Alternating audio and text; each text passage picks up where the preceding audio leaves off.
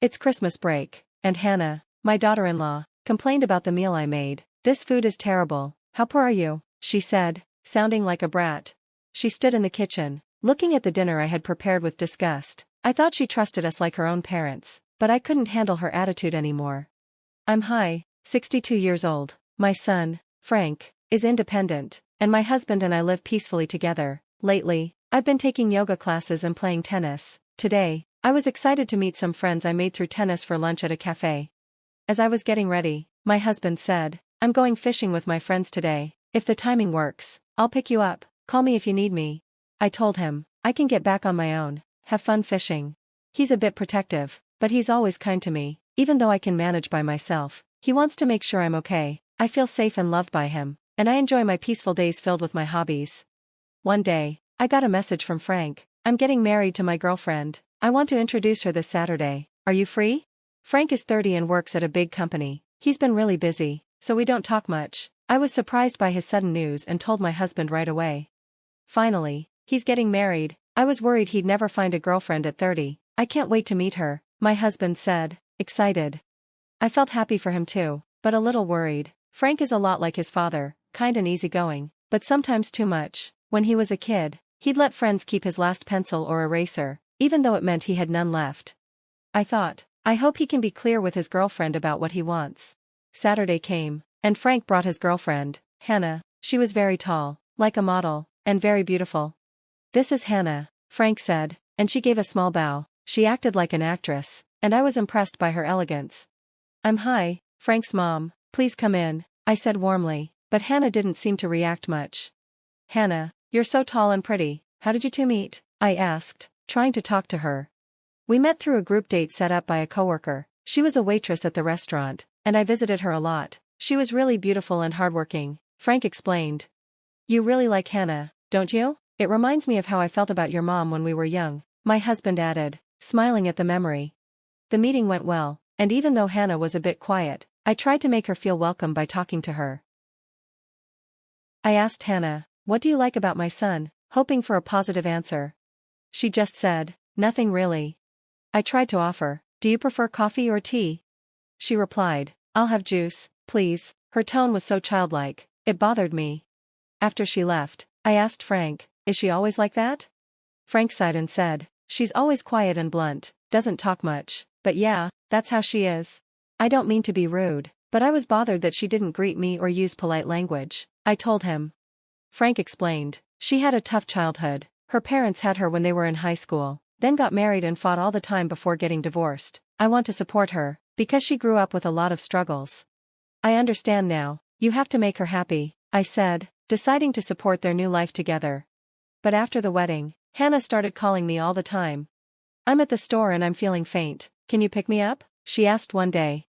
"Are you okay? Where are you?" I replied, concerned.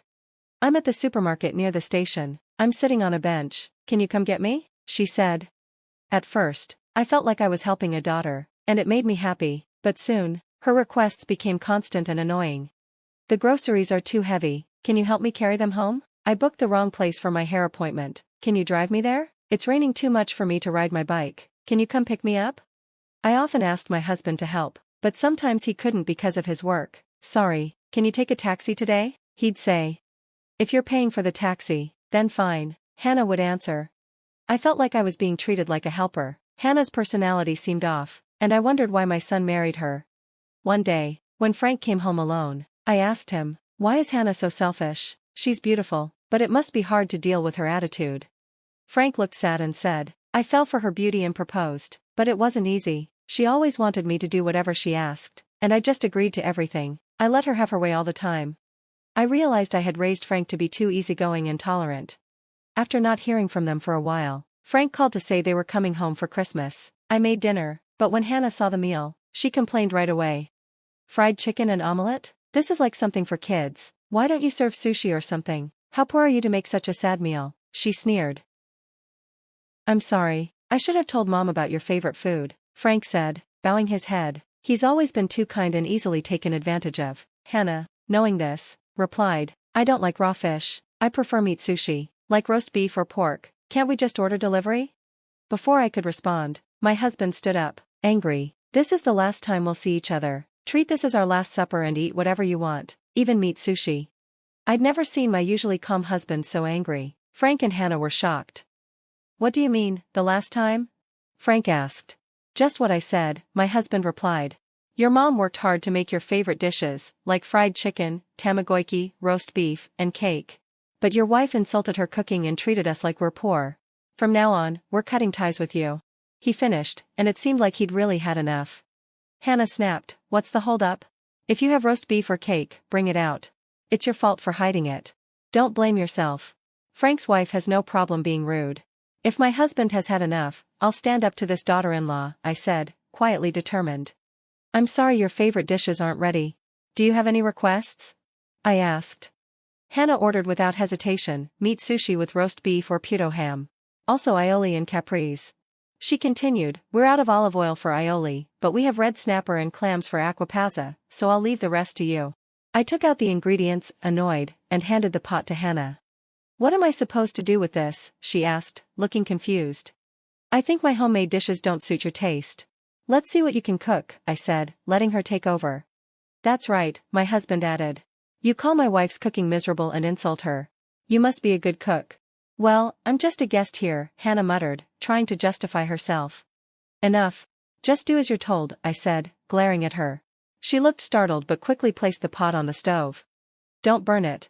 Start by washing the clams and removing the stems from the tomatoes, I instructed firmly. Hana seemed nervous but started tapping the clams with a fork. Shouldn't you soak the clams in salt water first to get rid of the sand? Frank asked, confused by what she was doing.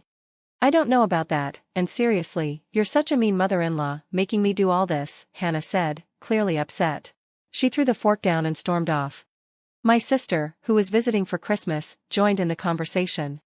You criticize others' cooking but can't even clean clams properly? No, thank you, or manners? You have no decency, she said. My sister, a former cooking and manners instructor, had been in the other room but couldn't ignore what was happening. I've been in the next room, but your attitude is terrible. Also, what is that outfit? Are you here to play? She scolded. This? It's Korean leggings, they're fashionable right now, Hana replied defensively. Fashionable? How can you wear something that looks like sleepwear to your husband's family home, my sister said, criticizing her lack of common sense. The way you act, your choice of words, your clothing, everything about you is a mess. Yet the people in this house put up with you, my sister said to Hana. If you keep worrying about a failure like me, you'll go crazy. So, I just accept things as they are, I said, feeling encouraged by my sister. I was using stronger words than usual. The argument between my son and daughter-in-law grew heated. It's because you keep complaining about mom's cooking that we're in this mess. Frank shouted at Hana. What's your problem? If you have something to say it to us, you old hag. Hana snapped at my sister. The problem is your attitude. Show some respect and manners, my sister insisted. The arguing continued until my husband shouted, ending the fight. If you want to argue, do it somewhere else. If you have something to say, come back when you've calmed down and can talk normally. I'll listen once, but only once, my husband said in a voice I had never heard before. His anger terrified them, and they quickly left. A few days later, Frank and Hana came to our house, looking solemn and begging for forgiveness. Please don't cut us off, Frank pleaded. Your wife's behavior is unacceptable, but you're just as bad for putting up with it. I'm appalled seeing you fawn over her, even though she has no common sense or manners, my husband said, still angry at Frank. I've decided, if it means being cut off, I'll get a divorce, Frank said, shocking us all. What? Hana asked, wide-eyed. You said you'd protect me. I thought so too, but I realized what my mother and aunt said was right. Your attitude, your language, your behavior, it's all wrong, Frank explained. Are you trying to make me the bad guy? Hana asked, frustrated. I'm just tired of dealing with you like this, Frank said quietly. I'm tired of picking you up after shopping, giving you money when you need it, and getting called at work. If I turn off my phone or say no, does that mean I don't care about you? You said you'd do anything I ask, but now you're angry with me. Finally, Frank exploded, accusing her of cheating. I didn't even give my phone number to her. Please, think about us, I said. Exactly. Deal with your wife yourself, my husband added coldly, deciding to cut ties. After we cut contact with Frank and Hana, my sister began visiting their home. She claimed it was just for tea, but she was really teaching Hana strict etiquette lessons. As a result, Hana became stressed and eventually came to apologize. "I'm sorry for everything I've said and done," Hana said, handing me an envelope with cash for the taxi fare and a token of apology, bowing her head. "No matter how much you apologize, I won't forgive you," I said coldly, rejecting her. Hana broke down in tears. Frank and Hana were living apart and about to get divorced. Hana had lost contact with her own mother and had nowhere to go, with no money to her name. Realizing the trouble she had caused, she was left in a desperate situation, but it was too late. The stormy days with my son and daughter-in-law were over. My husband and I returned to our peaceful routine of enjoying our hobbies. Frank, eager to find love again, started dating and quickly found a good match, a gentle woman who was skilled in cooking. He seems to love her for her calm, elegant nature and her cooking skills. At times, I had regretted his shy, overly tolerant personality, but now I feel that our way of raising him wasn't wrong. "I'm going to the yoga studio," I said. "Oh, I'm going fishing," my husband replied. On the way back from their respective hobbies, my husband seemed to be picking me up by car. It seems Frank inherited his father's gentle nature after all.